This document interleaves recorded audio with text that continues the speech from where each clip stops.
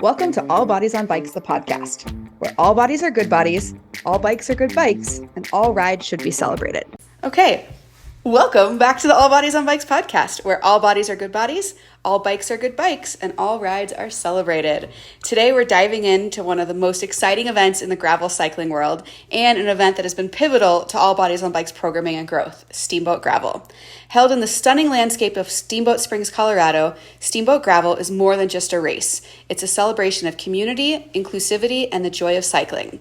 Whether you're a seasoned racer or new to gravel, Steamboat Gravel offers something for everyone, with routes that challenge the pros and welcome newcomers alike. The event has quickly become a must-do in the gravel calendar, not just for the epic terrain, but for the warm, welcoming atmosphere that makes every rider feel like they belong. Joining us today are the race director, Amy Charity, and Greer Van Dyck, the director of community relations. I hope I've got that right. Who will share insights into what makes Steamboat Gravel so special and how they're working to ensure that everyone, regardless of background or ability, has a place at the start line. So now a little bit about Amy. Amy Charity is a Colorado native born in Fort Collins. At the age of 34, she left the financial industry to pursue her passion and a career in professional bike racing. Amy raced all over the world and at the highest level of the sport. She was a member of the U.S. national team, holds a national title in the team time trial, and raced in the World Championships. She now directs and owns Steamboat Gravel while competing on gravel. And Greer Van Dyck is the Community Relations Director for Steamboat Gravel and was born in Georgia but was built for the mountains.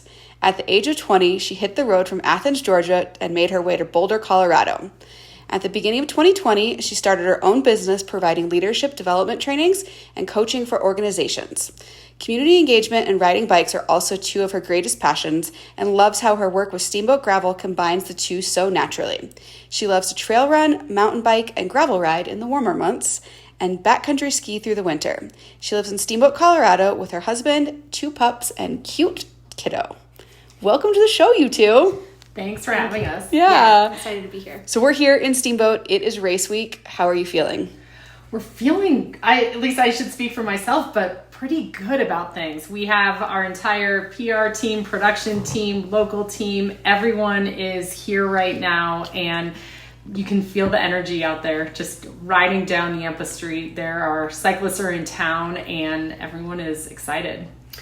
Yeah, I do feel like we're in a good spot. We were just chatting before starting this conversation, and it's been really humbling to be in this year of it, right? Kind of looking back on where we were and when we started, and to be here at Race Week, in 2019 felt a lot different. And I'm so humbled by how dialed we continue to get each year. So I think for me, it's now way more excitement than stress. I love that. Yeah, It's really cool. funny to think of 2019, this was a family effort. It literally was neighbors, family, and friends. And favors. Favors and no sleep. Yeah. Greer can attest, but we were hanging banners through the night. Oh my I gosh. remember going home for 1 hour the night before. I got home at 4 a.m., slept till 5, and then went back out. And I know Greer did the same, and so did our close friends and family members. And so to think of what that looked like to now, we really have come a long way. That's incredible. And now hopefully you've got it dialed to where you're getting sleep, you've got team members, you've delegated things out.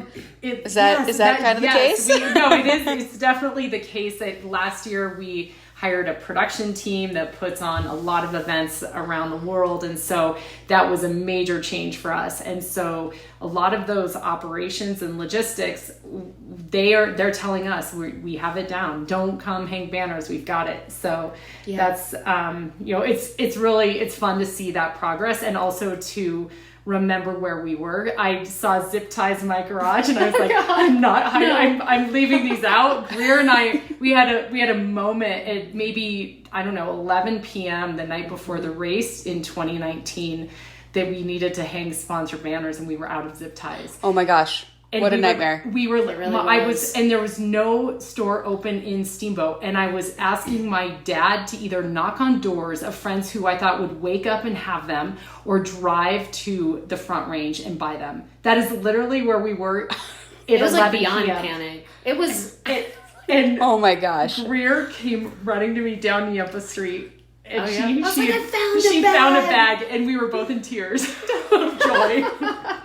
Yeah. You know, I think people think of these events and they know it's hard work, but I don't think they have any idea the amount of detail and minutia that event organizers are involved with. Like it's zip ties, and now I see them, I'm like, I'm hanging on to these just in case. I've got them in my garage. I'll never forget that. Never forget zip ties again. Well, that sounds super fascinating. What were the origins of Steamboat Gravel? How did this idea come about and morph into what it is today? Yeah, so it all began, it was 2018, and I had finished road racing and not excited about riding bikes much, and I ended up doing Unbound Gravel and driving home from that, thinking about what an incredible experience it was. It was so different than what I had known from road racing, which was the exact opposite of gravel. It was not inclusive. It was not fun. It was not welcoming. It was terrifying and very competitive for everybody. And so to have an experience like that at Unbound, my eyes were open to what cycling could be. And I looked on the calendar, and at the time there were very few in our area. And we all rode on dirt in Steamboat in Routt County and have these amazing roads. And so driving home the whole way, I was thinking, I need to start something. And I bumped into a friend who was leaving his job, and he had this similar idea of gravel as this growing event. He was in California at the time, and the Belgian waffle rides were big at the time. And he said, I had the exact same thought. This is a growing sport, and we are in the epicenter. So he and I went out to Mambo's, a restaurant here locally, and talked about it. And I just remember some of his questions, like, should we go local or national or international? And I was like, I think we have the connections. I think we could do international. He knew a lot of the CEOs of brands, and I knew a lot of the bike racers and teams, and we just put this plan together basically on a napkin. And that was in the summer of 2018, and we just started working on it full time and launched SBT that fall, and then had the event in 2019. Very cool, very cool. Do you still have that napkin? Oh, that would be a cool thing to I know. It literally was on a napkin, and I don't have it, and I really wish I did. We thought we were coming up with something really unique and special, but I can say now there's no way that I was envisioning this, where we are now, this international sellout event. Yeah, because SBT, you also do Finland Gravel and Rattle. That's right. And anything else I'm missing there? Portugal? Portugal was a travel camp. Okay. So our big mass start events are Finland and Rattle. Very cool. And Finland is obviously in Finland, and Rattle is in Australia. Australia, in Adelaide, and it's connected to Tour Down Under. Okay. So it's tied with that big race, and it makes it really fun. There's already in Adelaide a lot of cycling energy, a massive expo, tons of branding for bikes. It's a really exciting place to be for cycling. And so they were interested in bringing this up and coming gravel riding that they are watching explode in the US. And so they invited us to help them put on an event. And so we established one, and they are our partner in helping that. And we time everything with them. That's so cool. I need to get that on my calendar somehow. Yes. So figure out a way to get to Australia and make it happen. Absolutely. I wonder which one of my sponsors would be into that. Sponsors, hope you're listening. I know, exactly. Europe's a little bit easier case to make because we can, do group rides all over the place. And I definitely do have some fans in Australia, but it might be a little bit harder case to make. It's just a little further away, but you'll find the same fun, welcoming atmosphere and incredible gravel roads. More kangaroos and deer, but it's pretty amazing. So when you're riding in bear country, you carry bear spray. Is there anything you carry for kangaroos? I would be more scared of. It's a great I would just carry a shield. I'd be worried about the bounding and the and then the punching and the kicking. Always here. They've always run from us, but we have seen hundreds in a field. Wow. Hundreds. It was funny. One of our first pre-rides, we had ridden for maybe an hour and a half, and I was like, I don't see any kangaroos. This is just what they tell us to get tourists here. And then I looked over and I was like, I think they are real. See one. And I was like, and then it saw me move, and then a field of them just took off, like literally hundreds. I was like, okay, they're here. What an otherworldly experience. Little big aliens. They are. Yeah. Well, one of the things that sets Steamboat Gravel aside, and actually, let's go back. Is it okay to call it Steamboat Gravel, or do you prefer SBT Gravel when we're talking about the event? Good question. And I refer to it as SBT Gravel, but we use them interchangeably. Kind of interchangeable. Okay, cool. Well, we heard it from the source. More SBT leaning. Okay. Noted. So one of the things that sets SBT Gravel aside is the efforts towards inclusion. Lots of events talk about it, but y'all actually give away a lot of entries. And I can speak firsthand. All Bodies on Bikes has been the recipient of an incredible program over the past 3 years. Why is that important to you, and why did it set out from the beginning to be a program? Yeah, I'll kick it off and would love for Greer's thoughts as well. But I think it goes back to my racing experience. And I think cycling is, maybe it still is, but it certainly was very intimidating. And I would say even I was fortunate enough to race at the top level, and I would still go to group rides and look around like, do I belong here? Should I be here? I'm the only female. There's one other female.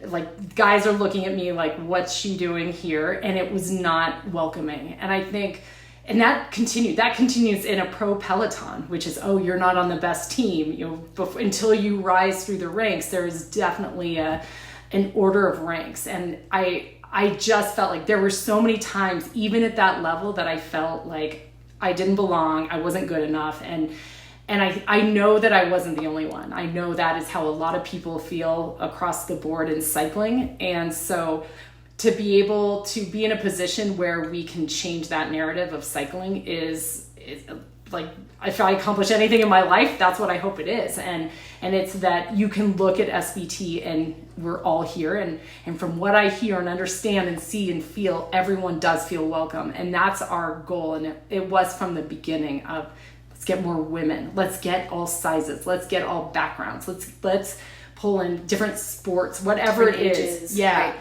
And so that was important. Is we want people to. I want my mom to do this event. I want a kid to do this event. I want everyone to feel welcome. And so that was our goal. And you need to be intentional. It's not natural for people to show up somewhere and just feel like they belong there. Yeah, especially a mountain town like Steamboat. I wouldn't normally come here. I'd say, it's too bougie, or that's not my economic bracket. But when you extend that the invite to folks, then they do feel welcome, and then change is made. Anything to add, Greer? Yeah, I agree with a lot of what Amy said. I'll share a few other thoughts that have really been present for me this year. I think it is also beyond the experience that we create for people when they are in Steamboat. So part of my role, as you've experienced, is to join our monthly advocacy group partnerships and be a presence as they are training and developing and frankly working through the nerves as the months tick by in preparation for Steamboat Gravel. It's been so meaningful to have deep, heartfelt, emotional conversations that help to bridge this gap. That it's such a feeling of pride to be able to say to a group, everyone has a reason and an honor and a privilege and deserves to be here, and please have fun. So that's kind of one thing that I've really been fortunate to do, is to be part of those conversations. Something that's also been part of what I've been thinking about this year is there's a real tendency for people, and this happens a lot at packet pickup. So I'm there at packet pickup for both days, and they'll come to pick up their bib or the race plate, and they'll say, I'm only doing green. And I'm just riding 36 miles. Yeah, and I will say, I'm going to give you one more chance to tell me which course you're doing. And I'll do this hundreds of times throughout the weekend.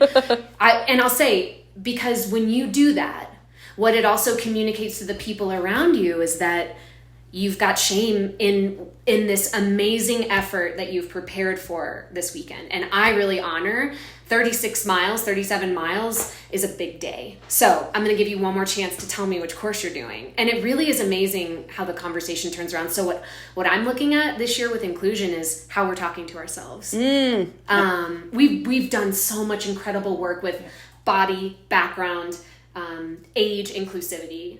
Ability this year with dirtbound cycling. For sure. Yes. Paracycling, our newest engagement with a paracycling team. But what I'm really honing on this year is self-narrative, self-talk.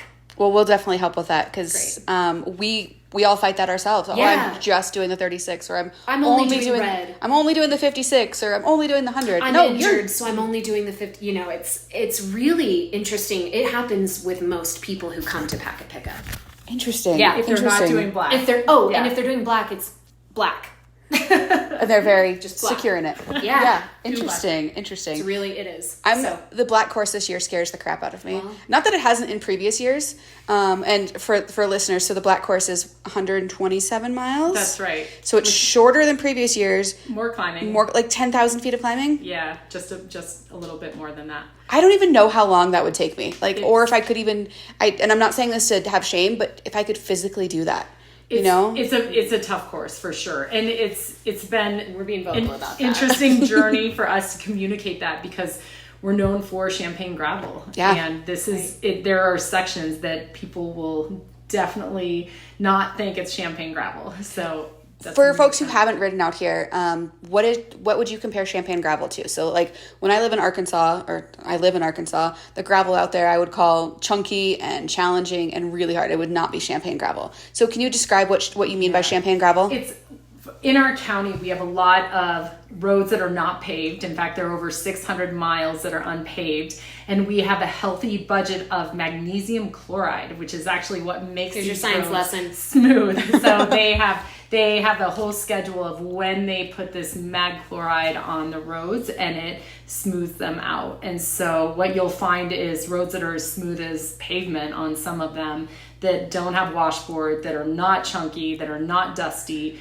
And we have a lot of that around here. What's different this year in 2024 is we are also going over some passes and climbs that have a lot of moon dust, and it's definitely not packed down mag chloride roads. So it goes from more that, like sand. Yeah, a little bit more like sand. And that smooth gravel that we're known for. So if you're doing the green course, which is the 37-mile course, you will still experience mostly champagne gravel. Red course, a lot of champagne gravel. And then the blue and black course is over a bit more exciting terrain, which is what you're describing that you have in Arkansas and that are in many places in the U.S. Yeah. So it's still a choose your own adventure based on the course you select here. That's so fun. Our team has been challenged with, and I say our team, All Bodies on Bikes takes a group of between 12 and 15 folks. This year we've got 11 folks coming out, and folks are very, very nervous about it. But I hope that they get out there and they experience it and like, oh, these are just like the roads I ride at home, or this is a little bit more challenging, or, whatever that might be. Well, kind of back to one of your previous points about the pro peloton and when you were racing and it wasn't that fun. So here at Steamboat Gravel, there are cyclists of all abilities and experience levels, all the way from, this is their very first event ever, all the way up to there's a stacked field of pros coming out here and racing for a pretty sizable podium purse. How do you ensure that everybody has a good experience with that, I guess, differentiation of both what they're looking for out of the event, their ability, their pace? Like, how do you make that all work? I love that question.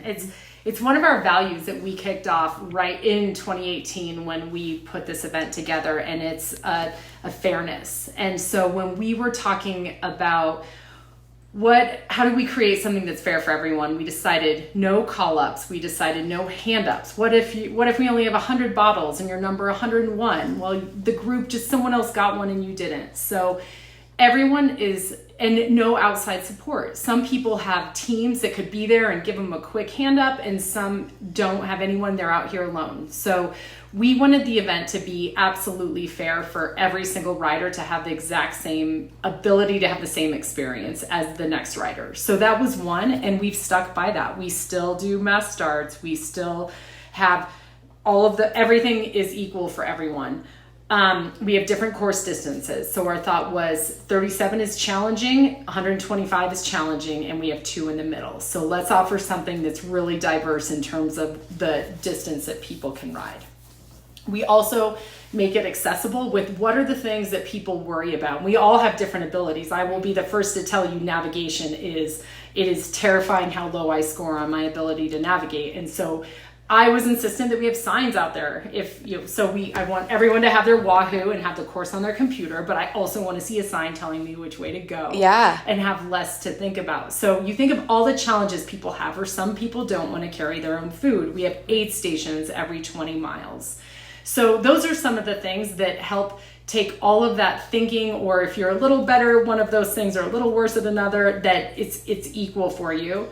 And then we celebrate everybody. And one is there's a segment on the course that we go for your middle time. We're not going for your winner. We're not going for your slowest, but who scored in the middle. And so just how'd you do? And that's that's really impressive. You got in the exact center of everyone out here. Like, you got that average time. Right. Yeah. So we celebrate that. And we celebrate the last finisher. And that's been something that our team, we don't care what you're doing, even if you're in the middle of a sale, if you're in the middle of pouring a beer, you come to the finish line for the last finisher. And that is team rules. That is compulsory for everybody that we're there. So I think we celebrate everybody. And so those are the ways that we've tried to make sure that everyone has a similar experience, whether this is your job and you're trying to make a living and get the paycheck, or you want to finish this and it's the biggest accomplishment to finish the 37. We want you to have that great experience. I'll speak to a couple other things. I'll say that the finisher experience, or the last finisher experience, truly, I mean, Amy and I have cried at the finish line and just watching how emotional some of the experiences are with that. It's so meaningful. Like, you are guaranteed to have your heartstrings pulled on when, you witness the fight and the effort, over that last person who does roll through. So I would say, I just want to reiterate how special that is and important to the team, that we're physically and mentally preparing for it. The other thing I would say is, fun is also one of our values. We work really hard on the on-course experience. So whether it's, these segments, as Amy was talking about, I mean, every aid station is not only stocked with foods and drinks that are good for all ages, like that a child could walk up and see M&Ms and be excited, right? As would, a 70-plus-year-old. We just organized prizes today, and we have people in the 70-plus categories across courses. Oh, that's so cool. Which is so cool. And so speaking to that fun element, we really wanted to empower the sponsors who kind of activate each aid station to really go for it, because those aid stations are lifelines, and that is what creates consistency across the rider experience too. Everyone is going to them. Yeah. So I just wanted to speak on those parts too. I remember, so this will be my 4th year riding, and I remember a couple years, it must have been 2 years ago, I don't remember if it was a Specialized or a SRAM, anyway, not one of my sponsors, so it didn't stick out in my brain who it was, but their aid station was so great. They made it into like a pool party. Oh, and Alpine Bank? Maybe it was Alpine Bank. Yeah, cool, even better. Yeah.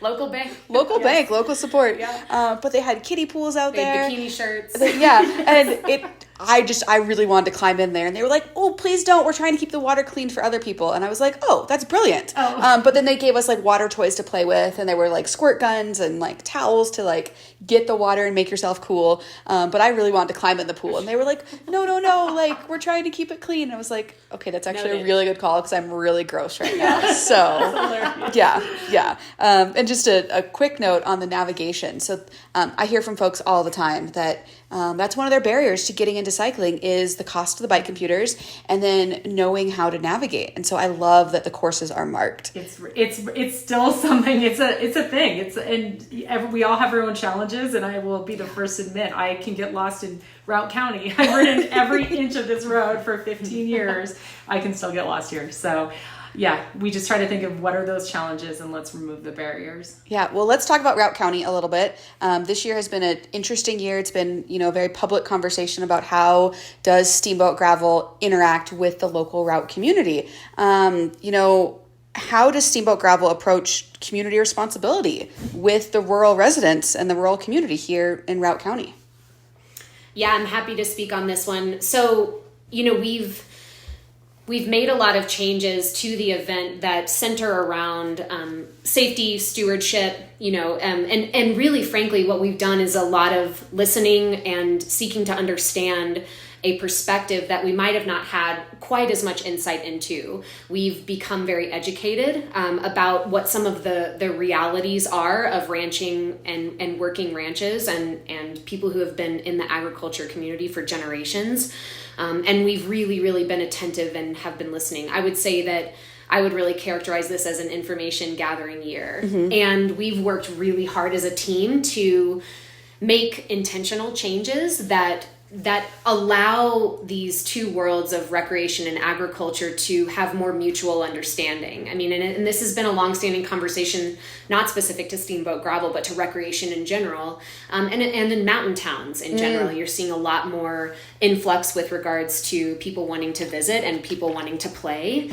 And yes, I mean, this is a lot of what my role has entailed, and having the space and time to have those very meaningful conversations I think what has been really important for me in this role. And again, to understand more where, this part of the community is coming from. And I can jump in there. That's exactly right. I think listening has been a big thing we've spent the last 11 months hosting sessions, really understanding what the concerns were. And many of them make a lot of sense. We had two-way bike traffic. And so if you're trying to pull out of your driveway and you have bikes going both directions, it's going to be really difficult. And either way that you go, it's going to slow you down fairly significantly. And we've removed all of that from everywhere on the course. The courses everyone will find in a few days are much more remote than what they have been in the past. And that was something that we're trying it out. I've ridden them and I've had 1 to 2 cars pass over the course of several hours. So wow. They're very, very remote. So we are we're trying to execute on what we're hearing and make sure that everyone is, that we are minimizing any sort of negative impact. Something that we've been working on a lot is the stewardship piece. So how do you get cyclists to ride on the right-hand side of the road? 3,000 of them. Yeah. How do you get cyclists to use portalettes? These are challenges, and these are things that we are facing head on, and we're not the only ones. We know there are communities all over our state, probably all over our country, that are facing the same thing. So really trying to make sure that cyclists know and have that rule book on rules of the road are, that's what you need to follow, and that is ride as far as the ride as you safely can. But really trying to emphasize that. And so we had every rider sign off on oaths when they registered for our race. Can you commit to this? And so there are certain pieces of it that we want to make sure that our messaging is very strong, and we know we have a massive challenge ahead of us. And the overwhelming majority of cyclists are doing the right thing, and there are a handful that aren't. And we're really trying to increase our messaging to drive reminders to everyone. We know some people are in race mode. We know there's a lot of different things going on with people when they're that tired, but just to do the right thing by staying on the right-hand side and use those porta potties. That's right. They're there for a reason. We have them everywhere. Our on-course signage has expanded to include a lot of these messages as well. So you'll see those out there, navigation and respect, hand in hand. And I imagine that kind of puts you in the place of being a bad cop, where somebody does something, it's like, hey, it's a zero tolerance. Like we've talked about this ad nauseum.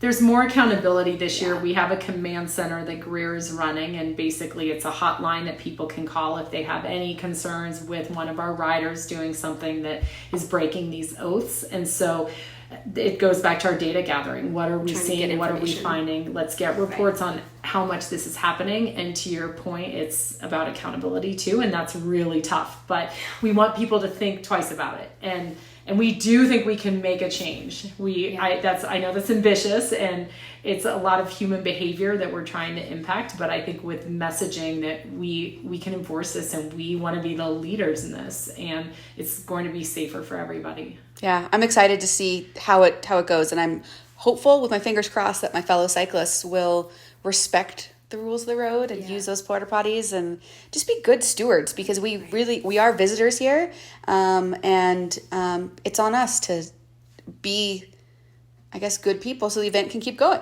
That's right. And smile, and like whether it's livestock or a tractor or a car or a bike or a walker, like be respectful, nod, wave. Yeah, we do that. Yeah, pretty simple stuff. They don't always wave back, but we try to just let's be the good out here. Yeah, it's interesting. So I live in Bentonville, and similar challenges with the rural community right around us. And so they're doing a very similar kind of initiative of, hey, let's wave to each other. We share these roads, but at the end of the day, these are the ranchers' roads and we are visitors on them. So let's respect them, get out of the way of the farming equipment. They've got jobs to do.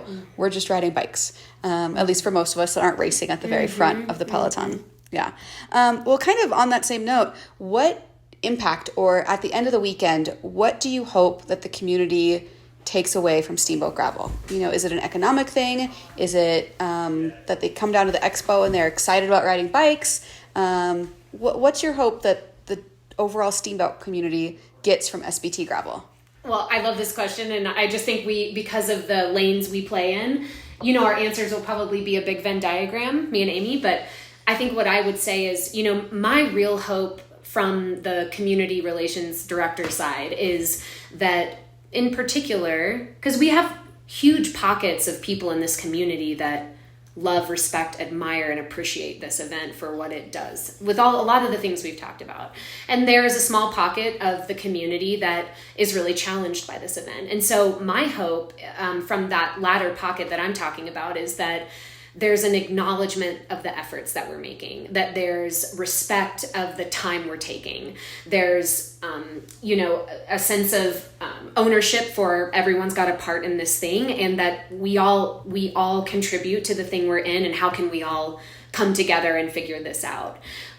That is my hope. And I really hope that the changes we have made, I think, are just felt pretty widely across the community base. I agree. I think that was one of our biggest compliments, was when they said we've asked you to do some like make some changes and you've made all of them. So what I want is for people to feel that. And there are a couple events in Steamboat that are those like esteemed events, and we want to be one of them. That a rancher coming out, or somebody in the rural community and cheering on our cyclists, and that's what we want to see. We know that there's economic benefit. There are thousands of people that come to town. That is, no matter what, something that we do. But I would love for people to see there are some really special and unique stories here. Can we see that there's a greater good that's happening with this event? We're a small business in town that's boosting the economy, but we're also making some great strides from a social perspective, from environmental perspective. We are making good improvements, and I would love for people to see that positive that we're doing. So if that's the takeaway that is felt within the community, then we've really made some progress. Yeah. Very cool. Very cool. Well, wrapping up with just a few other questions. This has gone so quickly. I'm looking through my list of questions and like, oh, we already talked about that. We talked about that. So y'all have added some really fun events in addition to Sunday's race day. But this is an entire weekend starting on Thursday. So talk to me about some of those. Talk to me about the hill climb. Talk to me about, I hear there might be costumes. There's so many things I want to talk about with this, because there's really fun ones. I'll start with one and you do, and then, I could go on for ages. The hill climb is very special, and the hill climb is special because, one, it raises money for the Cycle Effect, which is a local nonprofit of the underprivileged or BIPOC women in our community, and getting on bikes in a year-round program for them to become leaders, and it's through bikes, and it's just such a natural fit. The leader of this organization, Helen Bell, is incredible, and we love what it does. So the hill climb is supporting that. We love that. And I should say, before you go on, what is the hill climb? Is it just people just ride their bikes up a hill? Yes, but it's a Le Mans start. So that means you run to your bike in your costume, you grab your bike, and you ride up a super steep pitch. It's ridiculous. Hooligan, Heckle Hill is there with all of Wahoo. But basically, it's just fun. And it was so wildly entertaining last year. It just set Remember the when you and I tone. walked up? I mean, because we didn't know, sorry to interrupt, when you create an activation and you're like, we just kind of don't know how this thing's going to go. You cross your fingers and hope people show up. Kind of holding your breath. Yeah. And Amy and I walked up, hundreds of people. I mean, she and I were, good tears, and so in awe, like, whoa, people are here. And just in the wildest costumes, and we had this incredible costume parade afterwards. And what it does is because you have the Phil Guyman and then Pete Stetna's there, and Phil is trying to win, and Pete's dressed as Wonder Woman, and they're going head to head, and like there's Meg Fisher on a tandem. It's just it sets a tone with what we're trying to accomplish. This is meant to be fun. This is a bike race, and go as hard as you want, and it's probably gonna hurt a little bit for everyone because we're going up a really steep hill. Take as long or as much time as you want, but the costumes were what did it, and people just celebrated. And so that to me is what SBT is all about, is that we can have this competition and we can have fun as well. So that, like, the hill climb just sets the tone of the weekend. And then right after Hill Climb is our second annual film festival, and I have so much passion and love for this activation. We're hosting it at our library this year and showcasing 3 films in addition to the SBT documentary from last year. And it's just such a powerful event. I mean, we again, that was one last year. We just didn't know how it would go, and we had a packed house at Howelson Hill and standing room only. And it was just, it really gave us goosebumps. Like, people they're wanting to engage with our event in all these different kinds of ways. It was really cool to see our local community as well come out for that. So that's Friday night too. And the films are powerful. I mean, they cut through in a really, really big way. We're honored what films were submitted for this year. So that's another one we're really excited about. Yeah. And I want to end with one because it came from a call with your group. It was with All Bodies on Bikes. And I don't know who said it, but she was like, I'm going to be watching Tour de Femme early in the morning. So I'll be tied up like in the morning. I was like, well, where are you watching? I want to watch with you. Like, I'll be watching it too. Party? I'd rather watch it with you than on my laptop at home. And that spurred the idea of these watch parties. So how exciting that we can celebrate the biggest race happening over in Europe with the women's Tour de France, Tour de Femme avec Zwift, and have all of us there watching together at a different type of cycling event and celebrating these incredible women who are racing. That to me is one of the coolest things that we have going on, and that was inspired by your team. And so we had 2 of our partners jump on that as something. So we have 2 watch parties happening, and I'm really excited for those, to have pastries and coffee and watch these incredible women race among these other SBT GRVL riders and racers and spectators. It's a full weekend. Well, and then we have tons of things like our toddler race, which for anyone, it is the highest entertainment you've seen all weekend. These 1 to 4-year-olds are hysterical, very unpredictable. We've got dunk tanks. We've got, a shakeout runs. Like, there's so much fun to be had over the weekend. It's just, we're so excited. That was kind of one of the funny things as we were preparing this team of folks to come here.